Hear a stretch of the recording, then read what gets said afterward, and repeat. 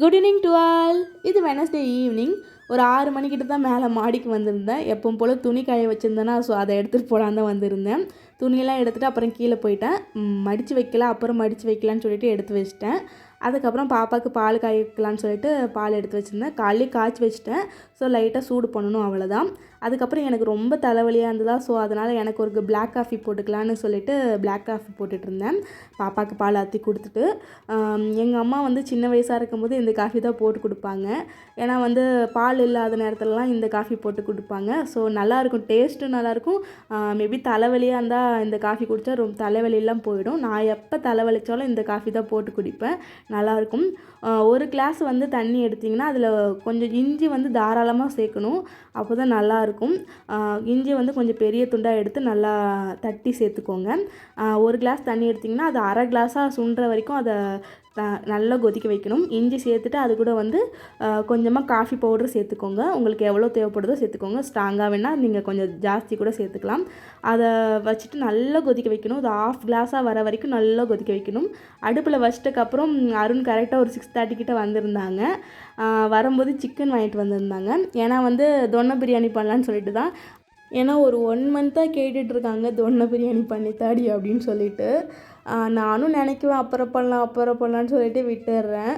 So இன்றைக்கி கண்டிப்பாக பண்ணிடலான்னு சொல்லிட்டு நேற்று வந்து நைட்டே வந்து வெந்தயக்கீரை வாங்கிட்டு வந்தாச்சு. அதுதான் மெயின். ஸோ அது வந்து வாங்கிட்டு வந்து வச்சுட்டேன். அப்புறம் இன்றைக்கி வந்து அருண் சிக்கன் வாங்கிட்டு வந்தாங்க. நான் வந்து லஞ்சுக்கே காலையில் செஞ்சு தரேன்னு சொல்லியிருந்தேன். ஆனால் அவங்க வேணான்னு சொல்லிட்டாங்க. ஏன்னா வந்து ஆறி போயிடும் லஞ்சு சாப்பிடும்போது, காலையில் எடுத்துகிட்டு போயிட்டா. ஸோ அதனால் எனக்கு வேணாம், சுட சுட ஈவினிங் வந்து சாப்பிட்டுக்கிறேன் அப்படின்னு சொல்லிட்டு ஈவினிங் தான் செஞ்சிட்ருந்தேன். அதுமாரி லன்ச் இன்றைக்கி வந்து ரொம்ப சிம்பிளாக தான் எடுத்துகிட்டு போயிருந்தாங்க. தக்காளி தொக்கும் சாதம் தான் எடுத்துகிட்டு போயிருந்தாங்க. ஈவினிங் வந்து பிரியாணி சாப்பிட்லான்னு சொல்லிட்டு வாயெல்லாம் ரெடி பண்ணி வச்சுட்டு வந்தாங்க. அதுக்கப்புறம் சிக்கனெல்லாம் கழுவிட்டு சிக்கனை வந்து ஊற வச்சுட்டேன். ஒரு 1/2 லெமன் போட்டு அது கூட வந்து ஒரு 3 டேபிள் ஸ்பூன் தயிர், அப்புறம் கொஞ்சமாக உப்பு, ஒரு கொஞ்சமாக வந்து மஞ்சத்தூள் அதெல்லாம் சேர்த்து நல்லா பிசைஞ்சு ஊற வச்சிடலாம். இது நல்லா ஊறினா தான் டேஸ்ட் நல்லாயிருக்கும், சிக்கன் நல்லா சாஃப்டாக கிடைக்கும். அதுக்கப்புறம் ஊற வச்சதுக்கப்புறம் கொத்தமல்லி, இந்த புதினாலாம் இருக்குல்ல, அதெல்லாம் வந்து அருண் கட் பண்ணி கொடுத்துட்ருந்தாங்க. ஆனியன்லாம் கூட அருண் தான் கட் பண்ணி கொடுத்துட்டு இருந்தாங்க. ஏன்னா வந்து கொஞ்சம் தலைவலியாக இருந்ததா, ஸோ அதனால் அவங்க தான் ஹெல்ப் பண்ணாங்க. இல்லைனாலும் ஹெல்ப் பண்ணுவாங்க, பிகாஸ் வந்து அவங்களுக்கு பிடிச்ச டிஷ் இல்லை. ஸோ அதனால் அவங்க ஹெல்ப் பண்ணுவாங்க. அவங்களுக்கு பிடிச்ச டிஷ் பண்ணால் அவங்க ஹெல்ப் பண்ணுவாங்க. அவங்களுக்கு பிடிக்கலன்னா வச்சுக்கோங்களேன், கிச்சன் பக்கமே வர மாட்டாங்க. அதெல்லாம் வந்து அருண் கட் பண்ணிகிட்டு இருக்கும்போது நேத்ரா வந்து அவங்க டேடியை வந்து டிஸ்டர்ப் பண்ணிகிட்டு இருந்தா. பாருங்கள், விளக்கு வச்ச பாத்திரத்தெல்லாம் எடுத்து விளாண்டுட்டுருக்கா. பொம்மையை வச்சு விளாட்ற பழக்கமே கிடையாது நேத்ராவுக்கு. அவங்க டேடியை டிஸ்டர்ப் பண்ணிவிட்டு அப்புறம் கீழே கிடக்கிற பாத்திரம், அட்டை இதை தான் வச்சு விளாண்டுட்டுருப்பா. அதுக்கப்புறம் அருண் வந்து எல்லாமே கட் பண்ணி கொடுத்துட்டு போயிட்டாங்க. அவ்வளோதான், நம்மளுக்கு ஈஸி வேலை இப்போ குக்கிங். இப்போ வந்து ஒரு பேனில் வந்து கொஞ்சமாக ஆயில் சேர்த்துக்கோங்க. ஆயில் சேர்த்துட்டு அது கூட வந்து ஒரு 4-5 கிராம்பு, ஒரு பெரிய துண்டு பட்டை, அப்புறம் ஒரு 1/2 டேபிள் ஸ்பூன் வந்து மிளகு, அது கூட வந்து ஒரு 3 ஏலக்காய் இதெல்லாம் சேர்த்து நல்லா பொரியணும். இதை நல்லா பொரிஞ்சதும் சிம்மில் வச்சுக்கோங்க அடுப்பு. இதெல்லாம் தீய விட்டுறாதீங்க, ஏன்னா இதுதான் மெயின் இன்க்ரீடியன்ட். ஸோ அதனால் இதெல்லாம் தீய விட்டுறாதீங்க, சிம்மில் வச்சுட்டே பண்ணுங்கள். இதில் நல்லா பொரிஞ்சது இதில் வந்து ஒரு பெரிய வெங்காயத்தை வந்து நல்லா கட் பண்ணி சேர்த்துக்கோங்க. அது கூட வந்து ஒரு 5லேருந்து 6 பச்சை மிளகாய் எடுத்துருக்கேன். ஸோ அதையும் சேர்த்துக்கோங்க. காரத்துக்கு நம்ம வேறு எதுவுமே சேர்க்க போகிறதில்ல. ஸோ அதனால் பச்சை மிளகாய் கொஞ்சம் ஜாஸ்தி சேர்த்துக்கோங்க, பார்த்தும் சேர்த்துக்கோங்க. அது கூட வந்து ஒரு கைப்பிடி புதினா, ஒரு கைப்பிடி மல்லி, ஒரு கைப்பிடி வந்து வெந்தயக்கீரை இதெல்லாம் சேர்த்து நல்லா வதக்கி விட்டுருங்க. இது வதக்கி விட்டுட்டு ஆற விட்டுருங்க. ஆற விட்டு நல்லா ஃபைன் பேஸ்ட்டாக அரைச்சி வச்சுக்கோங்க. நல்லா ஃபைனாக அரைச்சி வச்சுக்கோங்க. இதுதான் இந்த பிரியாணிக்கு ரொம்ப முக்கியமான மசாலா.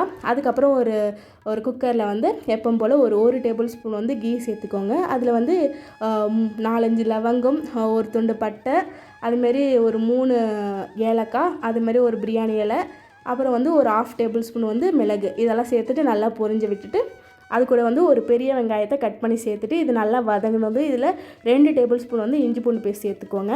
இதெல்லாம் சேர்த்து நல்லா வதங்கினதும் இதில் நம்ம ஊற வச்சுருந்தோன்னா ஆல்ரெடி சிக்கன், அதையும் இது கூட சேர்த்துக்கோங்க.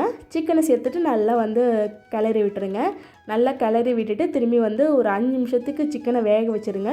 லிட்லாம் எதுவும் போடாமல் சும்மா வந்து குக்கர் மூடி இருக்கா அதை மட்டும் சும்மா போட்டு வேக வச்சுருங்க ஒரு 5 நிமிஷம். சிக்கனை வேக வச்சுட்டு அப்புறம் வந்து ரைஸை ஊற வைங்க.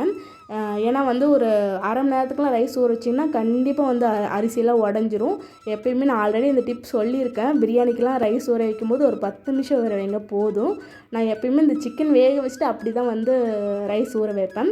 இன்றைக்கி நான் வந்து ஒரு 1.5 கிளாஸ் கிட்ட ரைஸ் எடுத்திருக்கேன். நீங்கள் 1 கிளாஸ் ரைஸ் எடுத்திங்கன்னா அதுக்கு வந்து 1.5 கிளாஸ் தண்ணி சேருங்க. ஏன்னா வந்து ஆல்ரெடி மசாலா தயிர்லாம் சேர்க்குறோம், இது நிறைய தண்ணி வரும். ஸோ அதனால் ஒரு 1/4 கிளாஸ் இல்லை 1/2 கிளாஸ் தண்ணி கம்மியாகவே சேர்த்துக்கோங்க. தண்ணி ஊற வச்சுட்டு அதுக்கப்புறம் நம்ம அரைச்சி வச்சுருந்தோம்ல மசாலா அதை சிக்கன் கூட சேர்த்துட்டு அது கூட வந்து 1 டேபிள் ஸ்பூன் கொத்தமல்லி பவுடர் சேர்த்து நல்லா மிக்ஸ் பண்ணி விட்டுடுங்க. உப்பு பத்தலைன்னா உப்பு கூட சேர்த்துக்கோங்க. ஆல்ரெடி சிக்கனில் சேர்த்துருக்கோம், உங்களுக்கு மேபி பத்தலைன்னா நீங்கள் உப்பு சேர்த்துக்கலாம். இதெல்லாம் சேர்த்து நல்லா மசாலா எண்ணெய் பிரிஞ்சு வந்ததும் இதில் நம்ம ஊற வச்சுருந்த அரிசியை உள்ளே சேர்த்துட்டு அது கூட வந்து தண்ணி சேர்த்து விட்டுடுங்க.